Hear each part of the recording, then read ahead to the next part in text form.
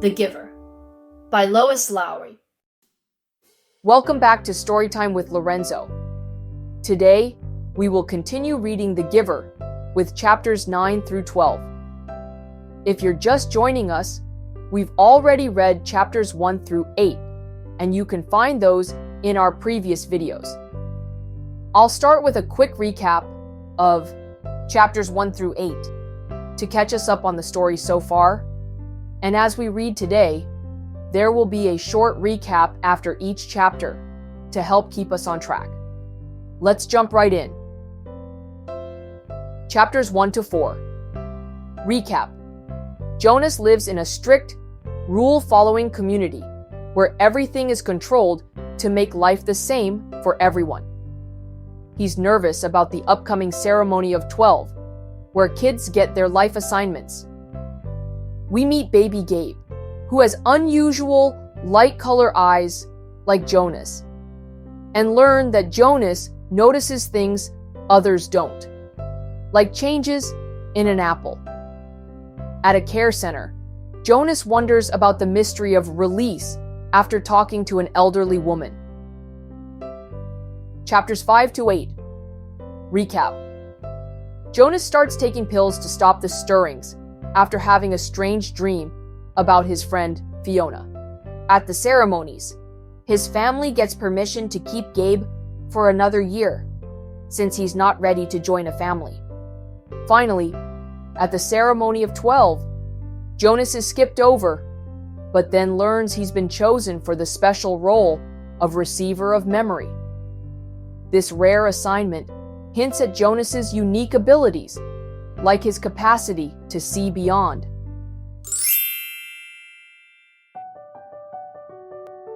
The Giver by Lois, Lowry. Chapter 9. Now, for the first time in his 12 years of life, Jonas felt separate, different. He remembered what the chief elder had said, that his training would be alone and apart. But his training had not yet begun. And already, upon leaving the auditorium, he felt the apartness. Holding the folder she had given him, he made his way through the throng, looking for his family unit and for Asher. People moved aside for him. They watched him. He thought he could hear whispers. "Ash!" he called, spotting his friend near the rows of bicycles. "Ride back with me?" "Sure." Asher smiled, his usual smile, friendly and familiar. But Jonas felt a moment of hesitation from his friend, an uncertainty. "Congratulations," Asher said. "You too," Jonas replied. "It was really funny when she told about the smacks. You got more applause than almost anybody else." The other new 12s clustered nearby, placing their folders carefully into the carrying containers on the backs of the bikes. In each dwelling tonight, they would be studying the instructions for the beginning of their training. Each night for years, the children had memorized the required lessons for school, often yawning with boredom. Tonight, they would all begin eagerly to memorize the rules for their adult assignments. "Congratulations, Asher," someone called. Then, that hesitation again. "You too, Jonas." Asher and Jonas responded with congratulations to their groupmates. Jonas saw his parents watching him from the place where their own bicycles were waiting. Lily had already been strapped into her seat. He waved.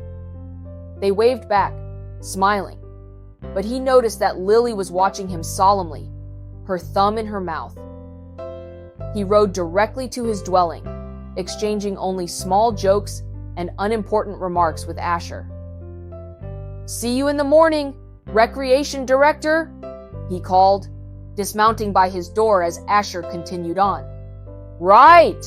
See you," Asher called back. Once again, there was just a moment when things weren't quite the same, weren't quite as they had always been through the long friendship. Perhaps he had imagined it. Things couldn't change. with Asher. The evening meal was quieter than usual. Lily chattered about her plans for volunteer work. She would begin, she said, at the nurturing center, since she was already an expert at feeding Gabriel. I know, she added quickly, when her father gave her a warning glance. I won't mention his name. I know I'm not supposed to know his name. I can't wait for tomorrow to come, she said happily. Jonas sighed uneasily. I can, he muttered. You've been greatly honored, his mother said. Your father and I are very proud. It's the most important job in the community, father said. But just the other night, you said that the job of making assignments was the most important. Mother nodded. This is different. It's not a job, really. I never thought, never expected. She paused. There's only one receiver. But the chief elder said that they had made a selection before, and that it failed. What was she talking about?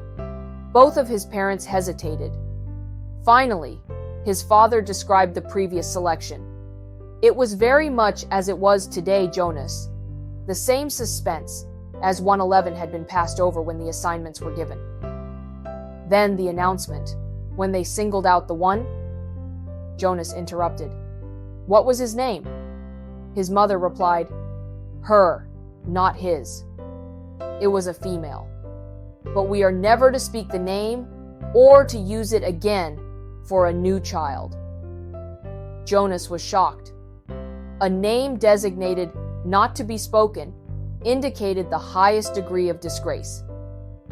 What happened to her? He asked nervously, but his parents looked blank. We don't know, his father said uncomfortably. We never saw her again. A silence fell over the room. They looked at each other. Finally, his mother, rising from the table, said, You've been greatly honored, Jonas.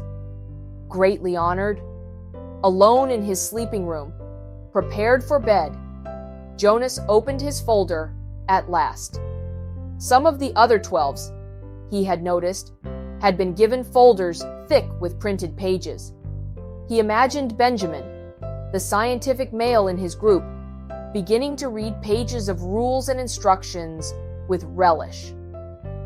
He pictured Fiona smiling her gentle smile as she bent over the lists of duties and methods that she would be required to learn in the days to come. But his own folder was startlingly close to empty. Inside, there was only a single printed sheet. He read it twice. Jonas, receiver of memory. 1.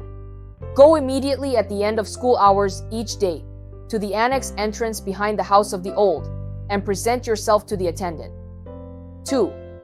Go immediately to your dwelling at the conclusion of training hours each day. 3. From this moment, you're exempted from rules governing rudeness. You may ask any question of any citizen, and you will receive answers. 4. Do not discuss your training with any other member of the community, including parents and elders. 5. From this moment, you are prohibited from dream telling. 6. Except for illness or injury unrelated to your training, do not apply for any medication. 7. You are not permitted to apply for release. 8. You may lie. Jonas was stunned. What would happen to his friendships, his mindless hours playing ball or riding his bike along the river? Those had been happy and vital times for him. Were they to be completely taken from him now?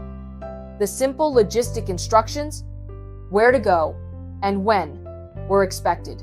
Every 12 had to be told, of course, where and how and when to report for training. But he was a little dismayed that his schedule left no time, apparently for recreation. The exemption from rudeness startled him. Reading it again, however, he realized that it didn't compel him to be rude. It simply allowed him the option. He was quite certain he would never take advantage of it. He was so completely, so thoroughly accustomed to courtesy within the community that the thought of asking another citizen an intimate question, of calling someone's attention to an area of awkwardness, was unnerving. The prohibition of dream-telling, he thought, would not be a real problem. He dreamed so rarely that the dream-telling did not come easily to him anyway, and he was glad to be excused from it. He wondered briefly, though, how to deal with it at the morning meal. What if he did dream? Should he simply tell his family unit, as he did so often, anyway, that he hadn't? That would be a lie. Still, the final rule said, well, he wasn't quite ready to think about the final rule on the page. The restriction of medication unnerved him. Medication was always available to citizens, even to children, through their parents. When he had crushed his finger in the door, he had quickly, gasping into the speaker, notified his mother. She had hastily requisitioned relief of pain medication, which had promptly been delivered to his dwelling. Almost instantly, the excruciating pain in his hand had diminished to the throb, which was, now, all he could recall of the experience. Rereading rule number 6, he realized that a crushed finger fell into the category of unrelated to training. So, if it ever happened again, and he was quite certain it wouldn't, he had been very careful near heavy doors since the accident. He could still receive medication. The pill he took now, each morning, was also unrelated to training, so he would continue to receive the pill. But he remembered uneasily what the chief elder had said about the pain that would come with his training. She had called it indescribable. Jonas swallowed hard, trying without success to imagine what such pain might be like with no medication at all. But it was beyond his comprehension. He felt no reaction to rule number 7 at all. It had never occurred to him that under any circumstances, ever, he might apply for release. Finally, he steeled himself to read the final rule again. He had been trained since earliest childhood, since his earliest learning of language, never to lie. It was an integral part of the learning of precise speech. Once, when he had been a 4, he had said, just prior to the midday meal at school, "I'm starving." Immediately, he had been taken aside for a brief, private lesson in language precision. He was not starving, it was pointed out. He was hungry. No one in the community was starving, had ever been starving, would ever be starving. To say starving was to speak a lie, an unintentioned lie, of course. But the reason for precision of language was to ensure that unintentional lies were never uttered. Did he understand that? They asked him, and he had. He had never, within his memory, been tempted to lie. Asher did not lie. Lily did not lie. His parents did not lie. No one did. Unless... Now Jonas had a thought that he had never had before. This new thought was frightening. What if others, adults had, upon becoming 12s, received in their instructions the same terrifying sentence? What if they had all been instructed, "You may lie"? His mind reeled. Now, empowered to ask questions of utmost rudeness and promised answers, he could, conceivable, though it was almost unimaginable, ask someone, some adult, his father perhaps, "Do you lie?" But he would have no way of knowing if the answer he received were true. Chapter 9. Recap. Jonas leaves with Asher, who is acting a bit distant. When they eventually go their separate ways and Jonas gets home, his parents are excited for him. Curious, Jonas asks them about the previous receiver, who didn't succeed, but they seem reluctant to discuss it. Later that night, Jonas reads through the instructions for his new role, given to him at the ceremony. He learns that he no longer has any free time. He's allowed to ask anyone anything. He can't talk about his training, and he's forbidden from sharing his dreams. Surprisingly, he also discovers that he's now allowed to lie. Up next, Chapter 10. The Giver by Lois Lowry. Chapter 10. I go in here, Jonas, Fiona told him when they reached the front door of the House of the Old, after parking their bicycles in the designated area. I don't know why I'm nervous, she confessed. I've been here so often before. She turned her folder over in her hands. Well, everything's different now, Jonas reminded her. Even the nameplates on our bikes, Fiona laughed.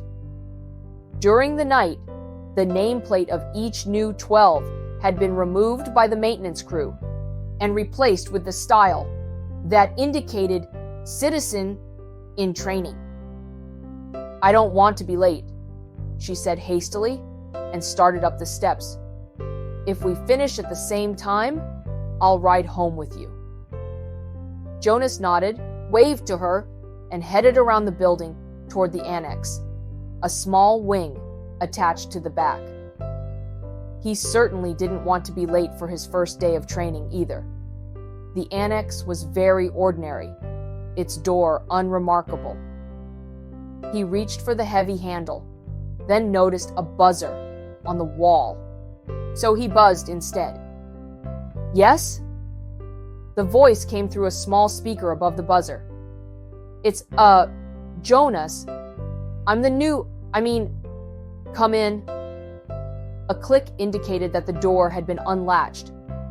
The lobby was very small and contained only a desk at which a female attendant sat, working on some papers. She looked up when he entered. Then, to his surprise, she stood. It was a small thing, the standing, but no one had ever stood automatically to acknowledge Jonas's presence before. Welcome, receiver of memory, she said respectfully. Oh, please, he replied uncomfortably. Call me Jonas. She smiled, pushed a button, and he heard a click that unlocked the door to her left. You may go right on in, she told him. Then she seemed to notice his discomfort and to realize its origin. No doors in the community were locked. Ever. None that Jonas knew of, anyway. The locks are simply to ensure the receiver's privacy because he needs concentration, she explained. It would be difficult if citizens wandered in, looking for the Department of Bicycle Repair or something. Jonas laughed, relaxing a little. The woman seemed very friendly, and it was true in fact, it was a joke throughout the community, that the Department of Bicycle Repair, an unimportant little office, was relocated so often that no one ever knew where it was. There is nothing dangerous here, she told him. But, she added, glancing at the wall clock, he doesn't like to be kept waiting. Jonas hurried through the door and found himself in a comfortably furnished living area. It was not unlike his own family unit's dwelling. Furniture was standard throughout the community, practical, sturdy, the function of each piece clearly defined. A bed for sleeping, a table for eating, a desk for studying. All of those things were in this spacious room, though each was slightly different from those in his own dwelling. The fabrics on the upholstered chairs and sofa were slightly thicker and more luxurious. The table legs were not straight, like those at home, but slender and curved, with a small carved decoration at the foot. The bed, in an alcove at the far end of the room, was draped with a splendid cloth embroidered over its entire surface with intricate designs. But the most conspicuous difference was the books. In his own dwelling, there were the necessary reference volumes that each household contained, a dictionary, and the thick community volume which contained descriptions of every office, factory, building, and committee. And the Book of Rules, of course. The books in his own dwelling were the only books that Jonas had ever seen. He had never known that other books existed, but this room's walls were completely covered by bookcases, filled, which reached to the ceiling. There must have been hundreds, perhaps thousands of books, their titles embossed in shiny letters. Jonas stared at them. He couldn't imagine what the thousands of pages contained. Could there be rules beyond the rules that governed the community? Could there be more descriptions of offices and factories and committees? He had only a second to look around because he was aware that the man sitting in a chair beside the table was watching him. Hastily, he moved forward, stood before the man, bowed slightly and said, "I'm Jonas. I know. Welcome, receiver of memory." Jonas recognized the man. He was the elder who had seemed separate from the others at the ceremony, though he was dressed in the same special clothing that only elders wore. Jonas looked self-consciously into the pale eyes that mirrored his own. "Sir, I apologize for my lack of understanding." He waited, but the man did not give the standard accepting of apology response. After a moment, Jonas went on, "But I think," he corrected, reminding himself that if precision of language were ever to be important, it was certainly important now, in the presence of this man, that you are the receiver of memory. I was only assigned, selected, yesterday. I'm not anything at all. Not yet." The man looked at him thoughtfully, silently. It was a look that combined interest, curiosity, concern, and perhaps a little sympathy as well. Finally, he spoke. "Beginning today, this moment, at least to me, you are the receiver. I have been the receiver for a long time, a very, very long time. You can see that, can't you?" Jonas nodded. The man was wrinkled, and his eyes, though piercing in their unusual lightness, seemed tired. The flesh around them was darkened into shadowed circles. "I can see that you are very old," Jonas responded with respect. The old were always given the highest respect. The man smiled. He touched the sagging flesh on his own face with amusement. "I am not, actually, as old as I look," he told Jonas. "This job has aged me. I know I look as if I should be scheduled for release very soon, but actually, I have a good deal of time left. I was pleased, though, when you were selected. It took them a long time. The failure of the previous selection was 10 years ago, and my energy is starting to diminish. I need what strength I have remaining for your training. We have hard and painful work to do, you and I." "Please sit down," he said, and gestured toward the nearby chair. Jonas lowered himself onto the soft cushioned seat. The man closed his eyes and continued speaking. "When I became a 12, I was selected, as you were. I was frightened, as I'm sure you are." He opened his eyes for a moment and peered at Jonas, who nodded. The eyes closed again. "I came to this very room to begin my training. It was such a long time ago. The previous receiver seemed just as old to me as I do to you. He was just as tired as I am today. He sat forward suddenly, opened his eyes, and said, "You may ask questions. I have so little experience in describing this process. It is forbidden to talk of it." "I know, sir. I have read the instructions," Jonas said. "So I may neglect to make things as clear as I should." The man chuckled. "My job is important and has enormous honor. But that does not mean I am perfect.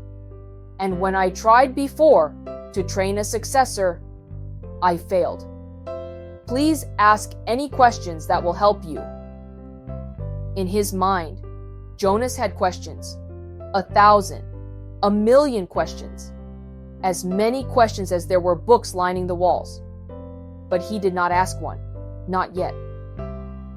The man sighed, seeming to put his thoughts in order. Then he spoke again.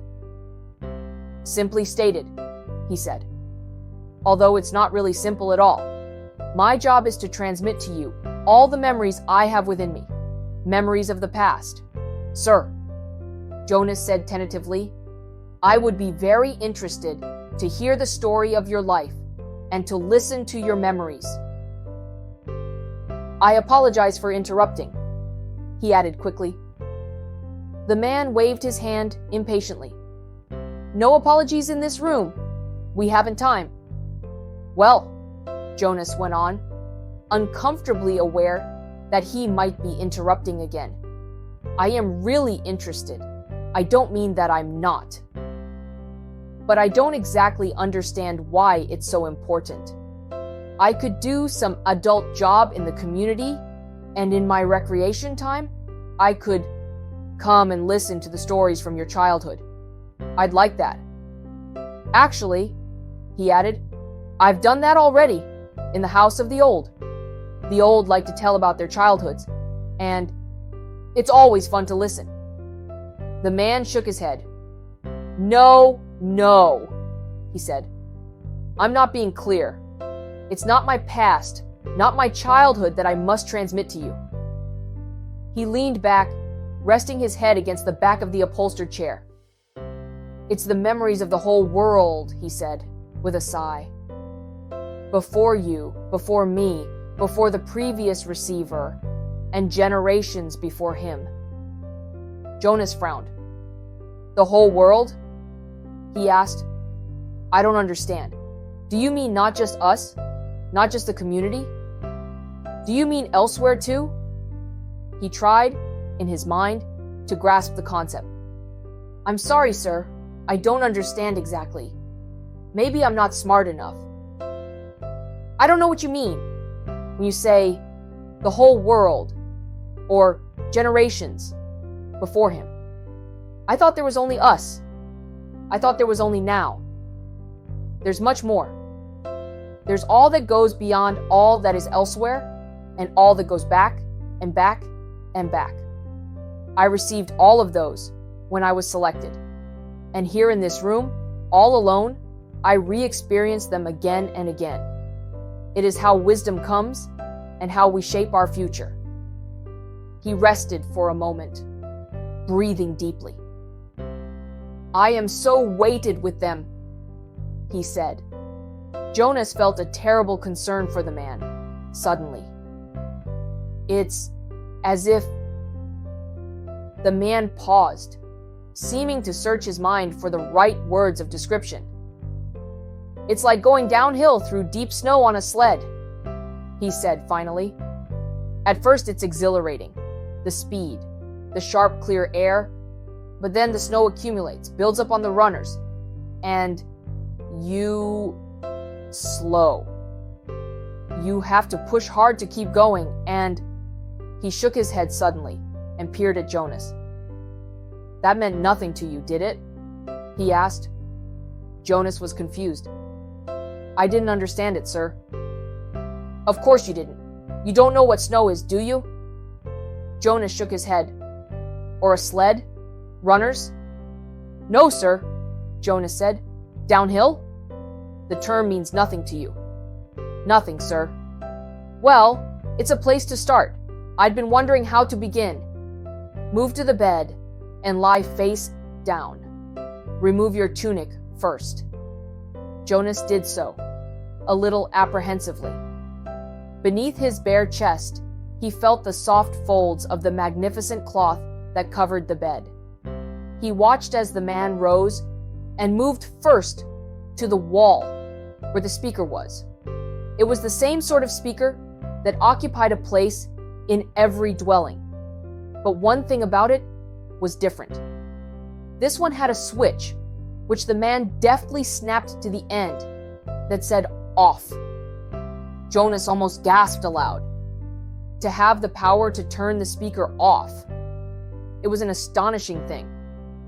Then the man moved with surprising quickness to the corner where the bed was. He sat on a chair beside Jonas, who was motionless, waiting for what would happen next. Close your eyes. Relax. This will not be painful.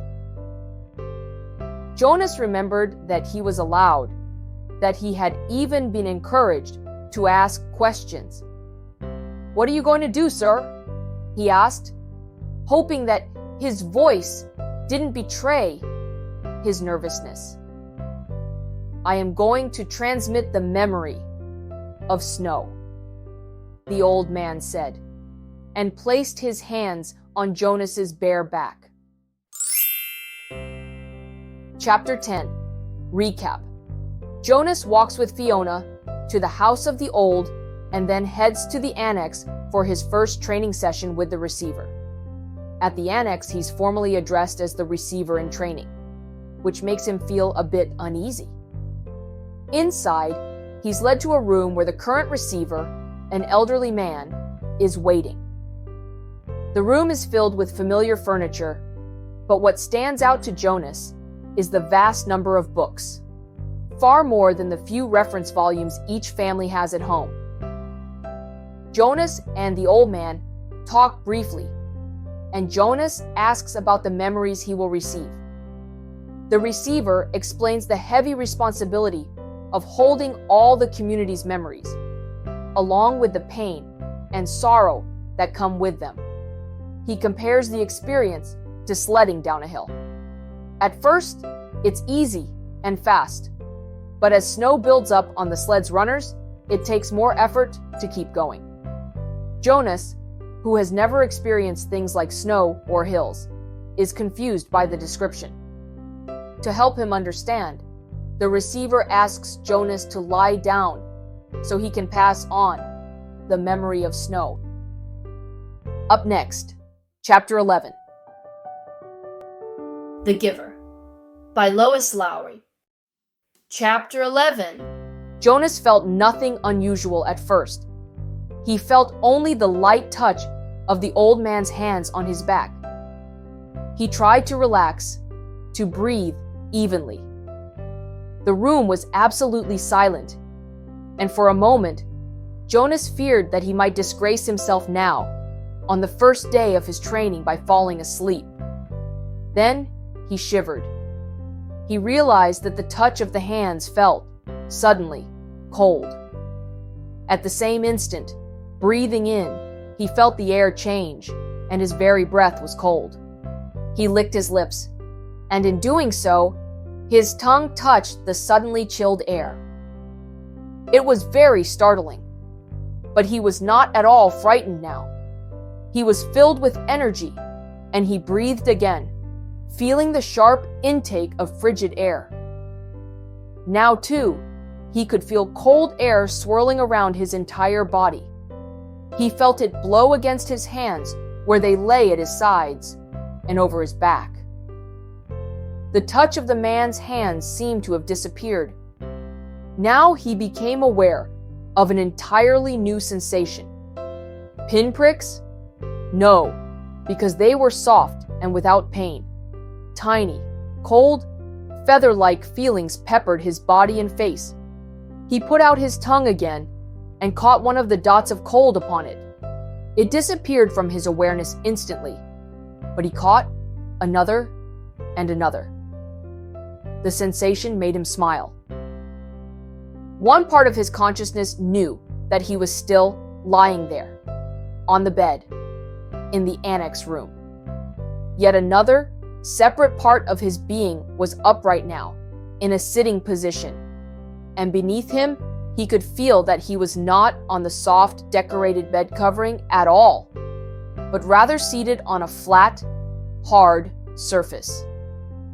His hands now held, though at the same time they were still motionless at his sides, a rough, damp rope. And he could see, though his eyes were closed. He could see a bright, whirling torrent of crystals in the air around him, and he could see them gather on the backs of his hands, like cold fur. His breath was visible. Beyond, through the swirl of what he now, somehow, perceived was the thing the old man had spoken of: snow. He could look out and down a great distance. He was up high someplace. The ground was thick with the furry snow, but he sat slightly above it on a hard, flat object. Sled, he knew abruptly. He was sitting on a thing called sled, and the sled itself seemed to be poised at the top of a long, extended mound that rose from the very land where he was. Even as he thought the word mound, his new consciousness told him hill.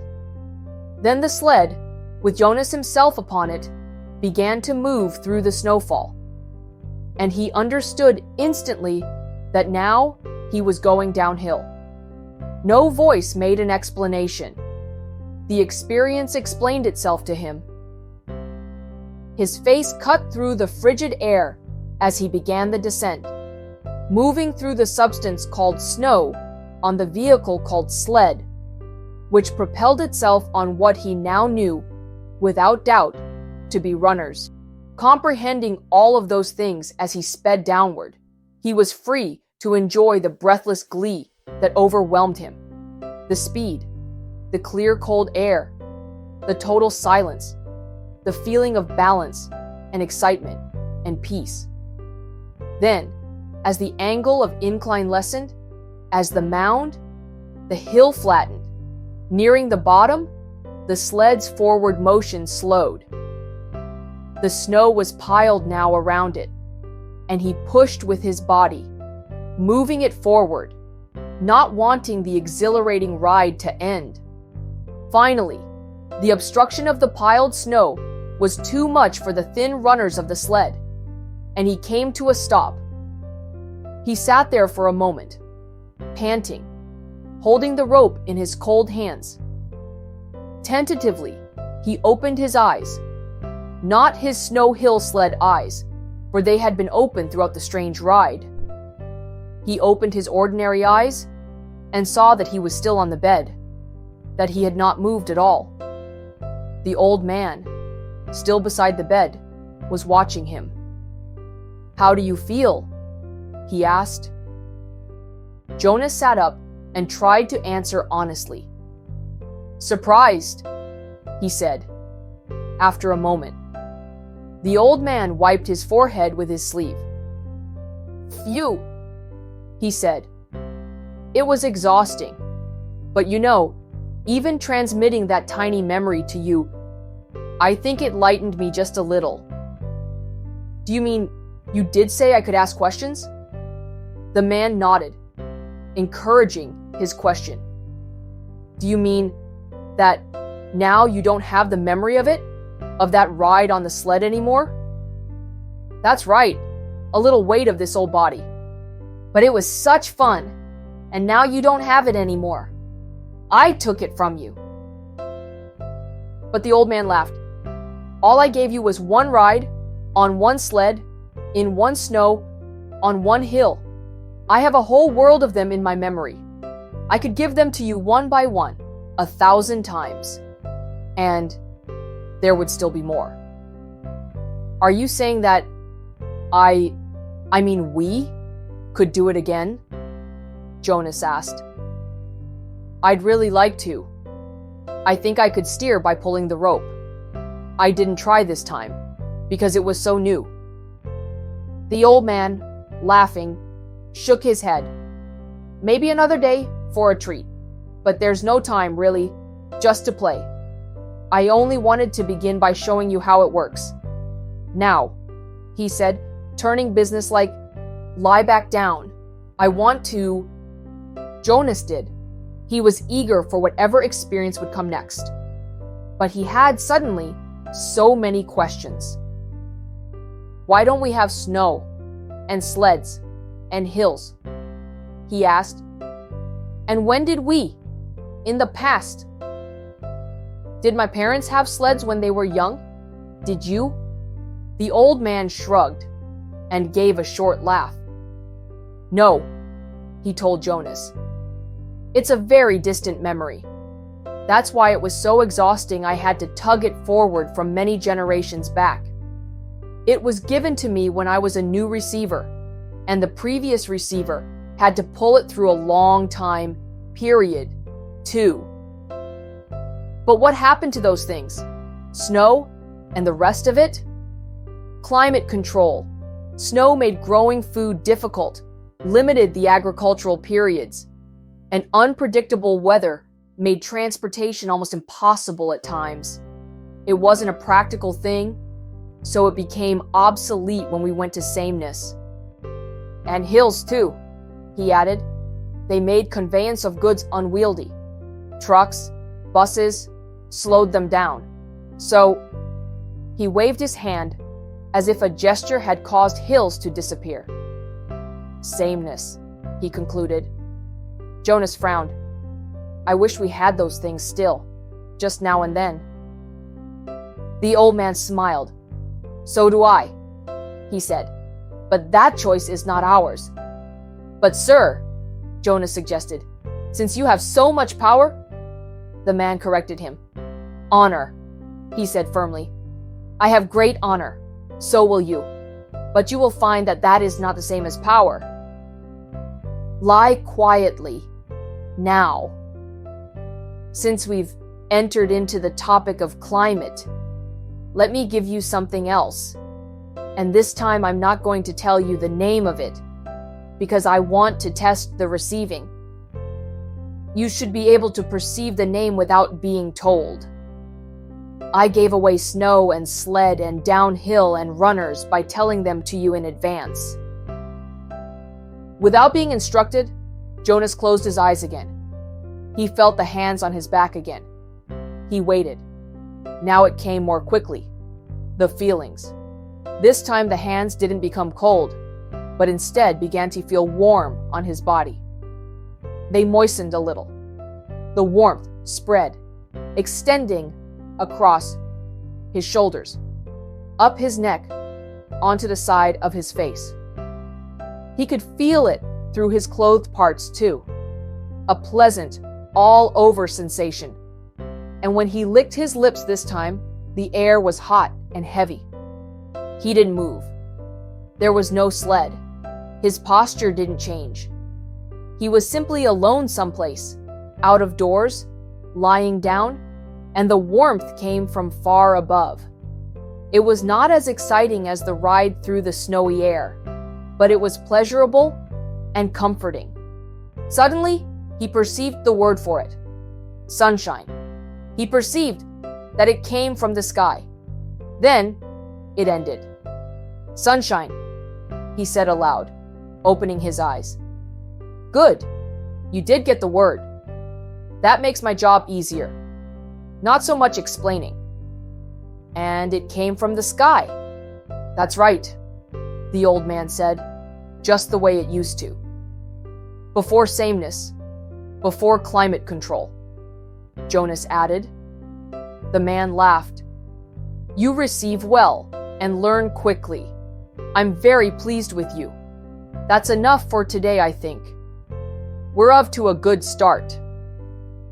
There was a question bothering Jonas.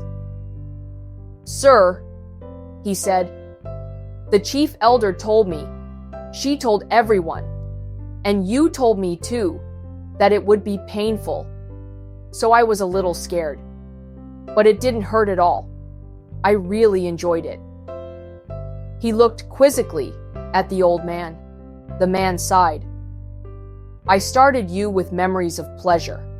My previous failure gave me the wisdom to do that. He took a few deep breaths. Jonas, he said, it will be painful, but it need not be painful yet. I'm brave. I really am. Jonas sat up a little straighter. The old man looked at him for a moment. He smiled. I can see that, he said. Well, since you asked the question, I think I have enough energy for one more transmission. Lie down once more. This will be the last today.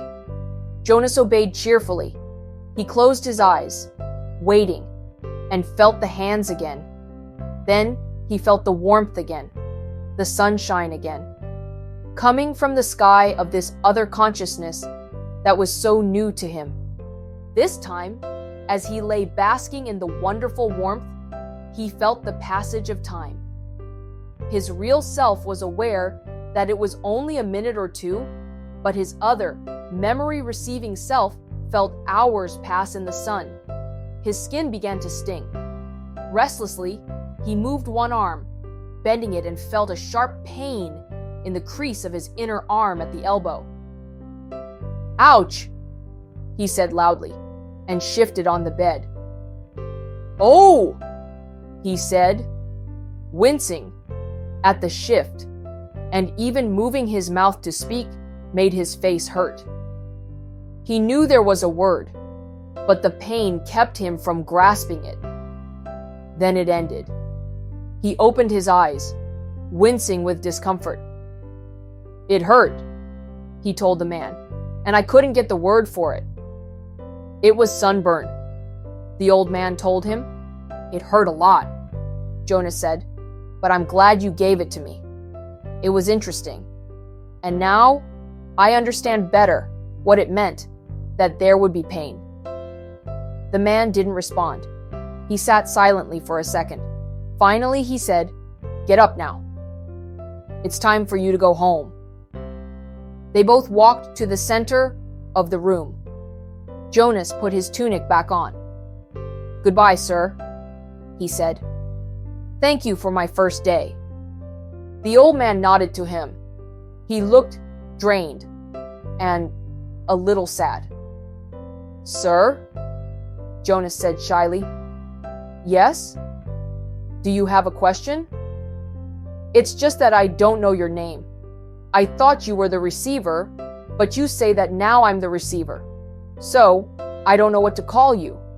The man had sat back down in the comfortable upholstered chair. He moved his shoulders around as if to ease away an aching sensation. He seemed terribly weary.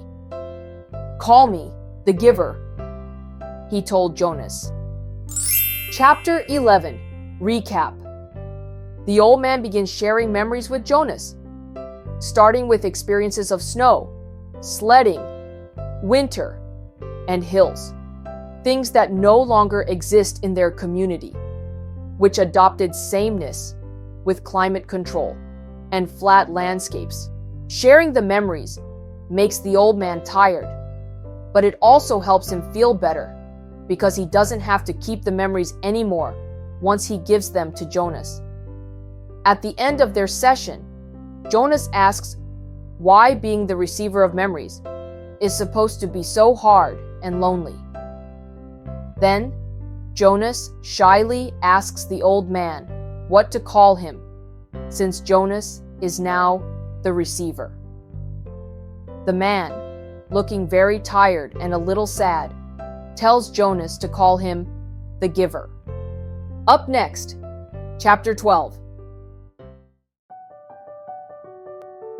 The Giver by Lois Lowry. Chapter 12. You slept soundly, Jonas? His mother asked at the morning meal. No dreams? Jonas simply smiled and nodded, not ready to lie, not willing to tell the truth. I slept very soundly, he said. I wish this one would, his father said, leaning down from his chair to touch Gabriel's waving fist. The basket was on the floor beside him. In its corner, beside Gabriel's head, the stuffed hippo sat staring with its blank eyes. "So do I," Mother said, rolling her eyes. "He's so fretful at night." Jonas had not heard the new child during the night because, as always, he had slept soundly. But it was not true that he had no dreams. Again and again, as he slept, he had slid down that snow-covered hill. Always, in the dream, it seemed as if there were a destination, a something. He could not grasp what, that lay beyond the place where the thickness of snow brought the sled to a stop. He was left, upon awakening, with the feeling that he wanted, even somehow needed, to reach the something that waited in the distance. The feeling that it was good, that it was welcoming, that it was significant. But he did not know how to get there. He tried to shed the leftover dream, gathering his schoolwork and preparing for the day. School seemed a little different today. The classes were the same: language and communications, commerce and industry, science and technology, civil procedures, and government. But during the breaks for recreation periods and the midday meal, the other new 12s were abuzz with descriptions of their first day of training. All of them talked at once, interrupting each other, hastily making the required apology for interrupting, then forgetting again in the excitement of describing the new experiences. Jonas listened. He was very aware of his own admonition not to discuss his training, but it would have been impossible anyway. There was no way to describe to his friends what he had experienced there in the annex room. How could you describe a sled without describing a hill and snow? And how could you describe a hill and snow to someone who had never felt height or wind or that feathery, magical cold? Even trained for years, as they all had been in precision of language, what words could you use which would give another the experience of sunshine? So it was easy for Jonas to be still and to listen. After school hours, he rode again beside Fiona to the house of the old. "I looked for you yesterday," she told him, "so we could ride home together. Your bike was still there, and I waited for a little while. But it was getting late, so I went on home." "I apologize for making you wait," Jonas said. "I accept your apology," she replied automatically. "I stayed a little longer than I expected," Jonas explained. She pedaled forward silently, and he knew that she expected him to tell her why. She expected him to describe his first day of training, but to ask would have fallen into the category of rudeness. "You've been doing so many volunteer hours with the old," Jonas said, changing the subject. "There won't be much that you don't already know." "Oh, there's lots to learn," Fiona replied. "There's administrative work, and the dietary rules, and punishment for disobedience. Did you know that they use a discipline wand on the old, the same as for small children? And there's occupational therapy, and recreational activities, and medications, and..." They reached the building and braked their bikes. "I really think I'll like it better than school," Fiona confessed. "Me too," Jonas agreed, wheeling his bike into its place. She waited for a second, as if, again, she expected him to go on. Then she looked at her watch, waved, and hurried toward the entrance. Jonas stood for a moment, beside his bike, startled. It had happened again. The thing that he thought of now as seeing beyond. This time, it had been Fiona who had undergone that fleeting, indescribable change. As he looked up and toward her going through the door, it happened. she changed. Actually, Jonas thought, trying to recreate it in his mind, it wasn't Fiona in her entirety. It seemed to be just her hair, and just for that flickering instant. He ran through it in his mind. It was clearly beginning to happen more often. First, the apple a few weeks before. The next time had been the faces in the audience at the auditorium just 2 days ago. Now today, Fiona's hair. Frowning, Jonas walked toward the annex. I will ask the giver, he decided. The old man looked up, smiling when Jonas entered the room. He was already seated beside the bed, and he seemed more energetic today, slightly renewed and glad to see Jonas. Welcome, he said. We must get started. You're 1 minute late. I apologize, Jonas began, and then stopped, flustered, remembering there were to be no apologies. He removed his tunic and went to the bed. I'm 1 minute late because something happened, he explained. And I'd like to ask you about it, if you don't mind. You may ask me anything. Jonas tried to sort it out in his mind so that he could explain it clearly. I think it's what you call seeing beyond, he said. The giver nodded. Describe it, he said.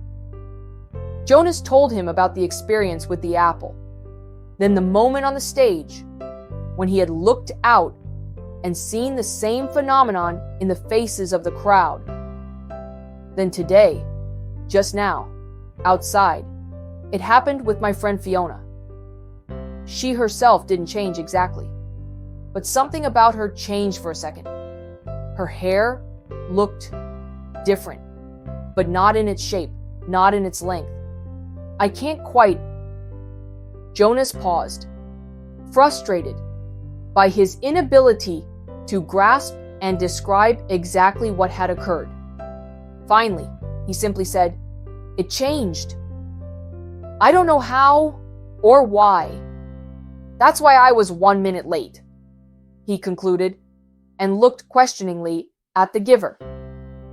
To his surprise, the old man asked him a question which seemed unrelated to the seeing beyond. When I gave you the memory yesterday, the first one, the ride on the sled, did you look around? Jonas nodded. Yes, he said. But the stuff, I mean the snow, in the air made it hard to see anything. Did you look at the sled? Jonas thought back. No, I only felt it under me.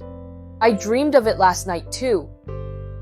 But I don't remember seeing the sled in my dream either. Just feeling it. The giver seemed to be thinking. When I was observing you, before the selection, I perceived that you probably had the capacity, and what you describe confirms that. It happened somewhat differently to me, the giver told him. When I was just your age, about to become the new receiver, I began to experience it, though it took a different form. With me, it was, well, I won't describe that now. You wouldn't understand it yet. But I think I can guess how it's happening with you. Let me just make a little test to confirm my guess. Lie down. Jonas lay on the bed again, with his hands at his sides. He felt comfortable here now. He closed his eyes and waited for the familiar feel of the giver's hands on his back. But it didn't come. Instead, the giver instructed him, call back the memory of the ride on the sled. Just the beginning of it, where you're at the top of the hill before the slide starts. And this time, look down at the sled. Jonas was puzzled. He opened his eyes. Excuse me, he asked politely, but don't you have to give me the memory? It's your memory now, It's not mine to experience any longer. I gave it away. But how can I call it back? You can remember last year, or the year that you were a 7 or a 5, can't you? Of course. It's much the same. Everyone in the community has one-generation memories like those. But now, you will be able to go back farther. Try. Just concentrate. Jonas closed his eyes again. He took a deep breath and sought the sled and the hill and the snow in his consciousness.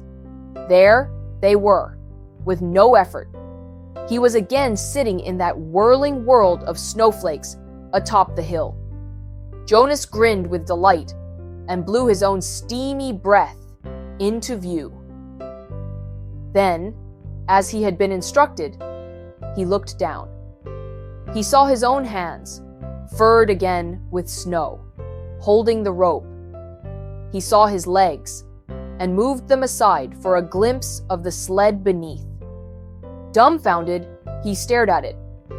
This time, it was not a fleeting impression. This time the sled had, and continued to have, as he blinked and stared at it again, that same mysterious quality that the apple had had so briefly, and Fiona's hair. The sled did not change. It simply was, whatever the thing was. Jonas opened his eyes and was still on the bed. The giver was watching him curiously. Yes, Jonas said slowly, I saw it in the sled. Let me try one more thing. Look over there, to the bookcase. Do you see the very top row of books, the ones behind the table, on the top shelf? Jonas sought them with his eyes. He stared at them, and they changed, but the change was fleeting. It slipped away the next instant. It happened, Jonas said. It happened to the books, but it went away again. I'm right then, the giver said. You're beginning to see the color red. The what? The giver sighed. How to explain this? Once, back in the time of the memories, everything had a shape and size, the way things still do, but they also had a quality called color. There were a lot of colors, and one of them was called red. That's the one you are starting to see. Your friend Fiona has red hair. Quite distinctive, actually. I've noticed it before. When you mentioned Fiona's hair, it was the clue that told me you were probably beginning to see the color red. And the faces of people? The ones I saw at the ceremony? The giver shook his head. No, flesh isn't red, but it has red tones in it. There was a time, actually, you'll see this in the memories later, when flesh was many different colors. That was before we went to sameness. Today flesh is all the same, and what you saw was the red tones. Probably, when you saw the faces take on color, it wasn't as deep or vibrant as the apple, or your friend's hair. The giver chuckled suddenly. We've never completely mastered sameness. I suppose the genetic scientists are still hard at work trying to work the kinks out. Hair like Fiona's must drive them crazy. Jonas listened, trying hard to comprehend. And the sled? He said. It had that same thing, the color red. But it didn't change, giver. It just was. Because it's a memory from the time when color was. It was so... Oh, I wish language were more precise. The red was so beautiful. The giver nodded. It is. Do you see it all the time? I see all of them. All the colors. Will I? Of course. When you receive the memories, you have the capacity to see beyond. You'll gain wisdom then, along with colors, and lots more. Jonas wasn't interested just then in wisdom. It was the colors that fascinated him. Why can't everyone see them? Why did colors disappear? The giver shrugged. Our people made that choice. The choice to go to sameness. Before my time. Before the previous time. Back and back and back. We relinquished color when we relinquished sunshine and did away with differences. He thought for a moment. We gained control of many things, but we had to let go of others. We shouldn't have, Jonas said fiercely. The giver looked startled at the certainty of Jonas's reaction. Then he smiled wryly. You've come very quickly to that conclusion, he said. It took me many years. Maybe your wisdom will come much more quickly than mine. He glanced at the wall clock. Lie back down now. We have so much to do. Giver? Jonas asked, as he arranged himself again on the bed. How did it happen to you when you were becoming the receiver? You said that the seeing beyond happened to you, but not the same way. The hands came to his back. Another day, the giver said gently. I'll tell you another day. Now we must work. And I've thought of a way to help you with the concept of color. Close your eyes and be still. Now, I'm going to give you a memory of a rainbow. Chapter 12. Recap. Jonas returns to school a changed young man. It's frustrating that he can't talk about his new role with anyone, not even Fiona. But even if he could, no one would understand terms like snow, sled, or hill. Instead, he notices something unusual about Fiona's hair. It changes in the same way he once saw the apple and the audience change during the ceremony. Later, when he describes this to the giver, he learns that he's beginning to see the color red. The giver explains that the community gave up the ability to see colors in exchange for more control. Jonas, puzzled by the idea of giving up color, receives the memory of a rainbow from the giver to help him understand. Thanks for watching. Please like and subscribe as we continue to read the next chapters of The Giver in the upcoming videos.